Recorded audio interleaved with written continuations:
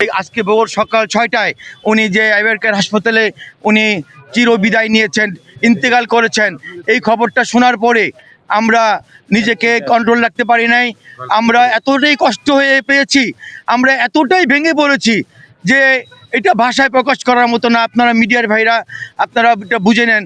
কারণ হচ্ছে এটা আমাদের বেগম খালেদা জিয়া আমাদের এই গণতন্ত্রের মা, আমাদের এই আপসীন নেত্রী ছিল আমরা তাকে আমাদের হৃদয়ের মধ্যে লালন করি।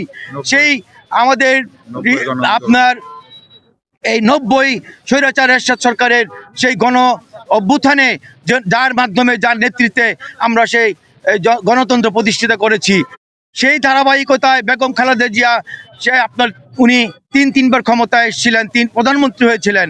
এবং এই বেগম খালেদা জিয়া বিগত সরকারের সময় উনি অন্যায়ভাবে ওনাকে জেলে ওনাকে হাজতে ভরেছিল, অন্যায়ভাবে ওনাকে মৃত্যুর পথে ঠেলে দিয়েছিল সেই সময়ের স্বৈরাচার সরকার।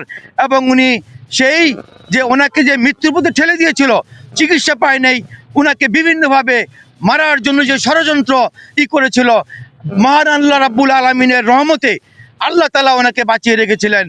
আজকে উনি সেই ধারাবাহিকতায় উনি চিকিৎসা নিতে উনি আজকে এমন একটা পর্যায়ে চলে গিয়েছেন, উনি আইভেরকেয়ারে ভর্তি ছিলেন দীর্ঘদিন।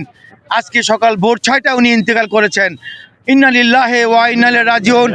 আমরা এই নেত্রীর জন্য আমরা আল্লাহর কাছে দোয়া করব, আল্লাহ যেন তাকে জান্নাতুল ফেরদৌস নসিব করেন, আমিন।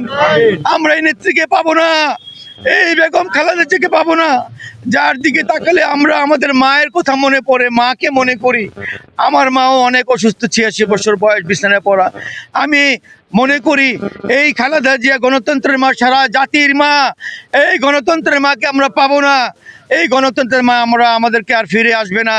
আমরা যে কি হারালাম, কি মানুষটাকে হারালাম, কাকে হারালাম, এটা আপনারা ভালো করে বুঝেন। আজকে বাংলাদেশের ঘরে ঘরে মা বোনেরা কান্না করছে, নীরব কান্না।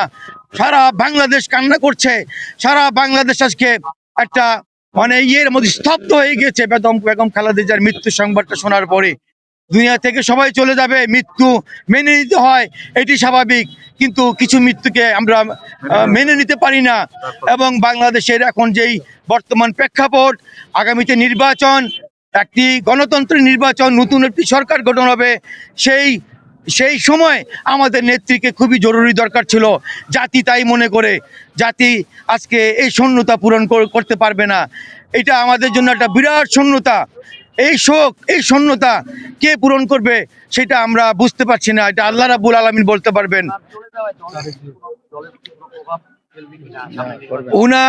উনি চলে গিয়েছেন, উনি দলের সেরকম প্রভাব পড়বে না ইনশাল্লাহ।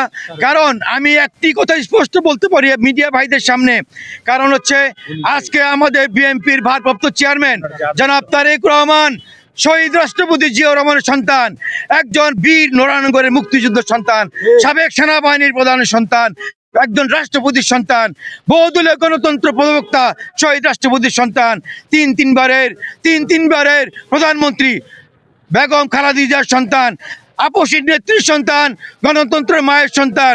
সেই সন্তান ইনশাল্লাহ উনি বলিষ্ঠভাবে এই দলকে উনি ধরে রাখবে এবং আগামীতে নেতৃত্ব দিবে বলে আমি বিশ্বাস করি ইনশাল্লাহ। এবং আগামীতে তারেক রহমানের মাধ্যমে একটি সরকার গঠন হবে, একটি গণতন্ত্র সরকার গঠন হবে। এবং সেই সরকার